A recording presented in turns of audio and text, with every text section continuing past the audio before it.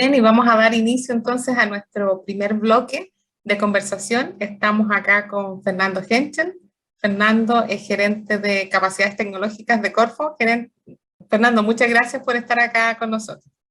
Bueno, Muchas gracias, Nancy, por invitarnos. la verdad es que Fernando lo conozco hace harto tiempo y antes de hablar del hidrógeno verde, como sé que es una persona que ha trabajado todo ese tiempo en energías renovables no convencionales, me gustaría que partiéramos tal vez hablando de esa historia que está detrás de todo lo que se ha hecho, que es una historia que tú viviste, porque partiste en el Centro de Energías Renovables No Convencionales, y creo que ya hay un camino bien largo que ha recorrido el país. Y sería bueno que partiéramos hablando de todo ese trabajo que se ha hecho, y desde ahí entonces aterricemos al hidrógeno verde. ¿Te parece, Fernando? No, súper. De hecho, está muy, muy conectado. La oportunidad que tenemos hoy día, que estamos empezando a tratar de aterrizar en proyectos súper concretos acá en Chile, con el hidrógeno verde, nace básicamente de la tremenda eh, abundancia de recursos naturales que tenemos en materias de energía renovable. Bueno, Chile partió con distintos sectores o tiene distintas fuentes de energía renovable, como tú bien dices, y partió por el sector solar, ¿cierto? Desde ahí es donde partieron los cambios en Chile, o hay algo que me pierdo. No, de hecho parte mucho antes y de hecho nuestra historia de energía renovable nace de la hidroelectricidad. Sin embargo, cuando se vuelve el uso de la energía eléctrica algo mucho más masivo en nuestra matriz energética, mira, siempre que hablamos de energía hablamos de electricidad, pero la verdad es que de nuestro consumo energético, en total, nuestra matriz energética, solamente algo así como el 20, menos del 25% corresponde a electricidad. Mucho acá en Chile tiene que ver con calor, mucho acá en Chile tiene que ver con combustibles para transporte, etcétera. Entonces, pero parte entonces con la hidroelectricidad y la energía solar, por ahí por el año 2010, cuando ya teníamos una ley de fomento a la energía renovable o de cuotas de energía renovable, muy, muy tímida, la energía solar no estaba en ningún plan. De hecho, los expertos ahí en el 2010 decían, mira, si nos imaginamos una matriz de aquí al futuro, al 2020, lo más probable es que la energía solar no sea parte de esto. No, vamos a tener más geotermia.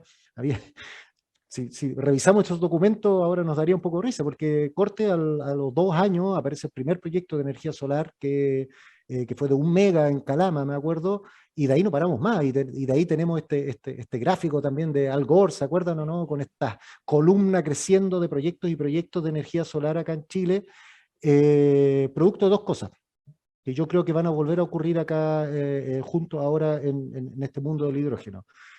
Lo primero es que había una conversión y una presión mundial en torno a la reconversión de las matrices energéticas en total, o sea, de manera global, y también la acelerada maduración tecnológica de los sistemas que estos necesitan, ¿ah? ¿Verdad? En estos casos hablábamos de paneles fotovoltaicos, sistemas de concentración solar, inauguramos hace poco la primera planta también de 200 metros de altura, esta torre en el desierto de Atacama.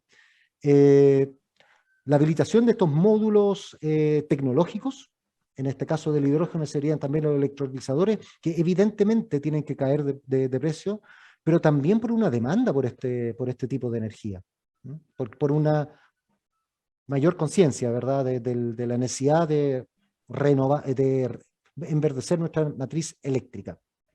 ¿Cuáles son los sectores industriales que más movilizan estos cambios tecnológicos en Chile? En Chile tenemos la tendencia de apuntar inmediatamente a la minería, ¿ah? Cuando partimos con la energía solar, en Chile al primer convocado fue efectivamente el mundo minero. Ujú. Sin embargo, la minería, tú la conoces bien, donde nos conocimos fue justamente en este ambiente minero. La minería suele ser de cambios un poquito más lentos, ¿ah? Suele más bien ser un tomador de tecnologías, cuando ya los riesgos, al menos tecnológicos, hayan reducido. A veces tiene una capacidad de pago superior, pero no tiene una gran capacidad o más bien tiene una cierta aversión a los riesgos tecnológicos. Entonces, nosotros invocamos a la energía, porque, o sea, perdón, a la minería porque es un gran consumidor de energía. Sin embargo, nuestro mismo consumo, cuando hablábamos de electricidad, nuestro mismo consumo domiciliario es alto, nuestros consumos industriales en general son súper altos, a veces también muy estables, lo que no siempre conversa con la fluctuación de la energía renovable, y de hecho ahí aparece la primera aplicación del hidrógeno a nivel global. ¿Cómo podemos almacenar energía súper variable, como por ejemplo la energía eólica, en los países nórdicos de Europa, donde había unos grandes excesos de energía eólica durante el invierno? Bueno, ¿y cómo hacemos y cómo no podemos guardar esa energía de alguna manera hasta el verano? Y ahí aparecen estos primeros proyectos de almacenamiento de energía eléctrica en este vector que es el hidrógeno, para alimentar luego flota de buses, etc. Y ahí está, yo creo, como que el primer nexo en esta necesidad, dada la masificación de la energía renovable y su variabilidad, cómo podemos almacenar energía. Y aparece como por primera vez una de las alternativas del hidrógeno. Hoy día, la aplicación que estamos hablando del hidrógeno desde el punto de vista industrial es múltiple. Estamos efectivamente en la minería para la descarbonización, quisiera referirme después en detalle a eso, del sector minero, necesita de sustituir sus combustibles, pero cuando hablamos de hidrógeno estamos hablando de procesos industriales, estamos hablando de amoníaco, de metanol, incluso de generación de calor. ¿Te acuerdas que cuando partí diciendo que solamente el 20% es electricidad en Chile, el resto es calor, el resto es transporte? Y el hidrógeno tiene la versatilidad suficiente, al igual como el petróleo, ¿verdad? De meterse en este tipo de aplicaciones que son más difíciles de abordar solamente con electricidad, ¿verdad? Donde necesitas estos cables, donde necesitas toda una infraestructura. Hablabas recién, Fernando, que los sectores industriales o el sector empresarial es más averso al riesgo. Por lo tanto, estos cambios tecnológicos cuestan, ¿cierto? Cuesta que se introduzcan, y por lo mismo se hacen estas políticas públicas para que parte de ese riesgo, donde el Estado ve que es importante que se hagan los cambios, parte de ese riesgo lo asume el Estado. Y la Corfo, me imagino, y además otras instituciones han jugado un rol fundamental en tratar de acelerar estos cambios.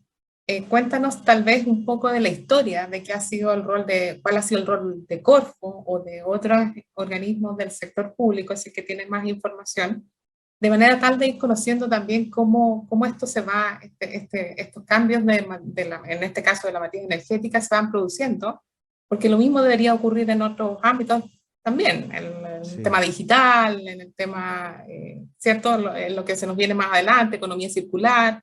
Entonces, ¿por qué es necesario el rol del Estado, y en este caso cómo Corfo ha participado de eso? Sí, claro, y tal vez más que acelerar, no siempre tenemos la fuerza o los recursos suficientes y los recursos no solamente financieros, sino también los recursos institucionales e instrumentales suficientes para acelerar estos recambios tecnológicos. Historias pasadas bien conocidas con la Internet, donde usualmente el aparato regulador andaba detrás, ¿verdad? Llegaba la tecnología y después teníamos que regular. Telefonía móvil, ni hablar, etcétera, así va por montones. Pero en este caso, en particular, la Corfo parte parte con el tratar de conducir hacia una economía basada en el hidrógeno, así como mencionabas también la economía circular, como esta economía del hidrógeno, por una visión o por una expectativa que teníamos de la generación de empleos que puede tener la aparición de este nuevo sector, por la capacidad que tenía de reconvertir también sectores productivos tan altamente contaminantes o emisores como la minería y difícil de convertir. Entonces parte un poco por la estrategia de la energía solar, que ahí tenemos algo así como 17 veces el potencial solar de lo que en realidad nosotros consumimos acá, y veíamos que en el hidrógeno teníamos la capacidad no solamente de embotellar el sol, literalmente, sino que también de generar una nueva industria. Y una nueva industria en polos bastante extremos, en el extremo norte de Chile, en el extremo sur de Chile. Entonces eso genera un mayor empoderamiento industrial también en el territorio, sobre todo en zonas extremas, y al mismo tiempo una sofisticación y una diversificación de nuestra matriz productiva, no solamente de extracción de recursos naturales, sino que también, otra vez, cómo podemos hacer o poner en valor estos tremendos recursos naturales que teníamos, que es la energía solar, la energía eólica, pero acompañado de la instalación de una industria. por eso Corfo, como muy de Pedro Aguirre Cerda, de la instalación de nuevos polos industriales en Chile. Luego nace, mira, y por eso nosotros partimos más bien como de la generación de una demanda por este hidrógeno, porque entendíamos que la generación de hidrógeno iba a ocurrir en la medida que alguien pudiese comprarlo, porque es como el problema del huevo o la gallina. O sea, si no tengo nadie que me compre hidrógeno, ¿por qué lo voy a producir? Y si no tengo quien me provea de este hidrógeno, ¿por qué me voy a reconvertir? Entonces, nosotros de este Corfo partimos empujando un poquito la demanda. ¿Con quién? Otra vez con los mineros y también con otros sectores productivos. Sí, y al mismo tiempo, mira, y al poco tiempo, andar hoy día esta estrategia de generación o esta estrategia de hidrógeno la lidera el Ministerio de Energía. O sea, el ministerio sectorial que nace carne, básicamente este nuevo vector energético. Y eso es fundamental. Y ahí, déjame insistir en el punto de que básicamente estas políticas lo que hacen es conducir, ojalá acelerar, pero sobre todo conducir. Y para que una política de esta naturaleza sea efectiva, necesita tener métricas.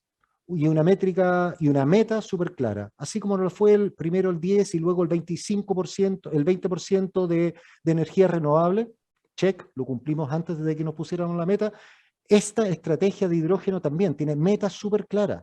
Y eso permite que tanto el sector industrial como los proveedores, como también nosotros, los implementadores de estas políticas públicas de innovación, de fomento, podamos básicamente alinearnos con esas metas y con esos goles, o con esos goles a meter.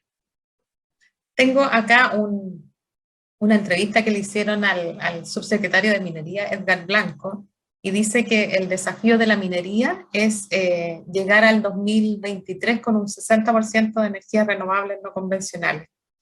¿Qué tan lejos estamos de eso? ¿Nos queda solo el hidrógeno verde? ¿Hay algo más que tenemos que estar trabajando o que tendríamos que estar desarrollando en el país? Sí, mira, el hidrógeno verde es un ingrediente fundamental en cualquier plan de descarbonización de la minería. Seguramente tú lo sabes bien, más o menos algo así como el 50 y 50% del consumo energético del sector minero es electricidad, tal vez un poco menos del 50%, y el otro 50% está compuesto por calor y por transporte, mayoritariamente transporte, porque el calor también lo producen con electricidad en la minería mayoritariamente. Entonces, el transporte de mineral se puede abordar de dos maneras. Básicamente, la descarbonización se hace electrificando esa movilidad. Y la movilidad la puedes electrificar de dos maneras. Uno con baterías de litio, ¿verdad? Y por otro lado con celdas de combustible o con aplicación de hidrógeno. Si es que quieres eliminar absolutamente cualquier combustible, porque si no también hay un paso intermedio que es esta combustión dual donde desplazas parte del petróleo por hidrógeno. Pero si quisiéramos descarbonizar, tiene dos caminos, un camino que es la electrificación, y esto es o con electricidad directa, baterías, o con celda de combustible.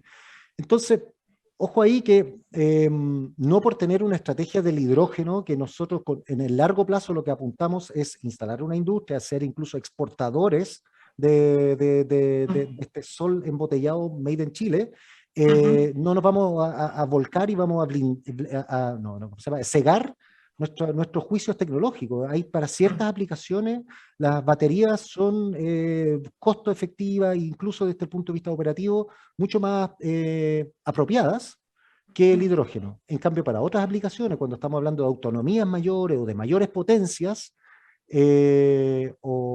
muchas veces el hidrógeno verde pareciera, o incluso el amoníaco o el metanol, pareciera ser una alternativa técnico-económicamente más viable. Entonces, no por tener esta estrategia de hidrógeno, cuyo driver final es la exportación masiva de hidrógeno, no, tenemos que convertirlo automáticamente todo a hidrógeno. Entonces hay que ser cuidadoso con eso. Sí, debe haber algunas económicamente mejor y también algunas técnicamente mejor. En esas metas, ¿tú ves que hay una gran ambición o tenemos un límite técnico aquí en no convertir todo, por ejemplo, en la minería? Ahora, el plazo que tú mencionaste es un plazo bastante corto, ¿ah? Los Sí, planes sí. de descarbonización de como todo el sector minero a nivel global, lo que yo he podido leer, hablan del 2050, ¿verdad? De llegar a Claro, cero claro. emisiones. Porque Ujú, efectivamente hay algunos límites técnicos que están dados justamente en esto, en el transporte, ujú, donde vemos que desafortunadamente los proveedores, tipo de las OEMs, ujú, se demoraron harto en dar respuesta a un cambio global en ujú, movilidad, pero hoy día vemos el One Chart Challenge que básicamente busca electrificar los megacamiones, los Komatsu, o sea, perdón, los KX de la minería de diversas maneras. No hay, ujú, hay una sola alternativa tecnológica, sino que puede ser por petróleo, puede ser por hidrógeno, puede ser por celda de combustible, o sea, perdón, por electricidad, por carga, por oportunidad, pero se están ujú. empezando a preguntar masivamente y de una manera coordinada a nivel global, todas las mineras, ¿cómo le hacemos frente a este límite técnico que está por sobre este 60% que tú mencionas, este 40% que es bueno, ¿cómo transportamos todas estas toneladas y toneladas de material? Ujú. La, la gerencia que tú diriges es la de desarrollo de capacidades. A veces cuesta entender por qué hay que desarrollar capacidades o qué es el desarrollo de capacidades. Tú partiste tu conversación diciendo, bueno, nosotros tratamos esto de encauzar, tratamos de hacer las conversaciones, generar la demanda, pero también hay que articular a los actores para desarrollar conocimiento y para desarrollar el ecosistema. Me gustaría que en el segundo bloque de la entrevista hablemos del ecosistema, pero ahora también vayamos hablando de lo que es la formación, las primeras capacidades en las personas, después las instituciones y de ahí a ver si en el segundo bloque nos enfocamos un poquitito en ecosistema para ver cómo estamos. Así que, ¿qué ha significado el tema de desarrollo de capacidades? ¿Qué tipo de instrumentos de fomento, por ejemplo, son los que se usan para esto? Sí, mira, capacidades, déjeme explicarlo. Las capacidades tecnológicas en realidad son tres elementos, tú lo mencionaste súper bien. Uno, cuando uno habla de capacidades tecnológicas, uno lo primero que se le viene a la mente son como los equipamientos, ¿verdad? Equipamientos Mm, de testing, de pilotaje, laboratorios se le viene a la mente. Por supuesto, ese es probablemente el más difícil de instalar, por los costos que esto tiene, costo de inversión. El segundo, el conocimiento, desarrollar conocimientos que puedan ser puestos en valor, ¿verdad? Una capacidad tecnológica requiere también de conocimiento. Y tercero, y el más importante, tú lo mencionaste también, son las personas que pivotean estos otros dos elementos de las capacidades tecnológicas. Entonces, tenemos algunos instrumentos acá en la gerencia de capacidades tecnológicas que son los programas tecnológicos que buscan ir avanzando en bloque a través de alianzas estratégicas entre distintas empresas, proveedores de conocimiento, que aquí en Chile suele estar radicado en las universidades. Hoy día también tenemos centros tecnológicos que también tienen estas capacidades, tanto conocimiento como infraestructura, como gente, pero mayoritariamente hoy todavía sigue muy radicado en las universidades, quien es el mayor proveedor de conocimiento. Y necesitamos también, junto con todos estos programas, generar una cierta difusión de este conocimiento para irradiar a más personas, promover también la formación de capital humano avanzado y también profesional en esta materia. Ejemplo de esto ha sido que a raíz de los primeros consorcios de hidrógeno que nosotros lanzamos el 2018-19, lo empezamos a operar. Hoy día tenemos diplomados andando en distintas universidades, en todos los programas relacionados, de magíster relacionados con energía en Chile, hay perdón, contenidos con hidrógeno verde. Entonces, se va tratando de avanzar en bloque en estos tres frentes: instalar capacidades, infraestructura, fierro, ¿verdad? Generar conocimiento, pero también el formar capital humano. Y ujú, cuando hablamos de fierro, yo creo que la iniciativa más importante que hemos instalado hoy en Chile, desde la Corfo, es el Instituto de Tecnologías Limpias, que si bien todavía está en procesos de conformación, lo adjudicamos a principios de año, un proyecto muy grande que necesita un tiempo de poder instalarse, pero una de sus líneas de trabajo son los combustibles solares. Y cuando hablamos de combustibles solares en Chile, bueno, estamos hablando de hidrógeno verde, ¿no es cierto? O de metanol verde, que también pasa por el hidrógeno.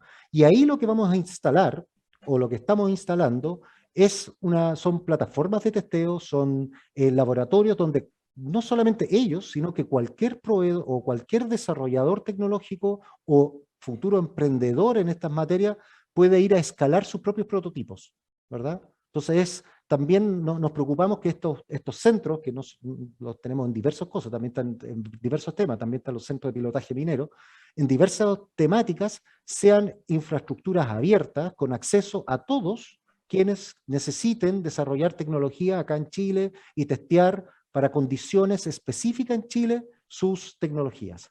El hidrógeno no está exento de ello. Súper interesante la labor de Corfo en esta línea. Mira, se nos acabó ya el primer bloque, pero vamos a seguir en el segundo bloque hablando de lo que te mencionaba, esto del desarrollo del ecosistema. Pero también me gustaría que habláramos sobre el por qué verde, y que este lleva un apellido, el hidrógeno verde, y como los temas de sostenibilidad y sustentabilidad están súper presentes en lo que es energía y minería, que también hablemos un poco de eso en el segundo bloque. Así que perfecto. Vamos a invitar a todos los que nos están escuchando a la pausa musical para volver entonces a hablar sobre por qué verde, es verde, nos vamos a cuestionar si es verde, y vamos a hablar un poquitito más de ecosistema. Entonces, vamos a la pausa. No te quedes fuera. Conversaciones de educación, aprendizaje y tecnología. Cada lunes y miércoles a las 15 horas con Nicolás Soto en Tareas de Tecnología. Somos divoxradio.com.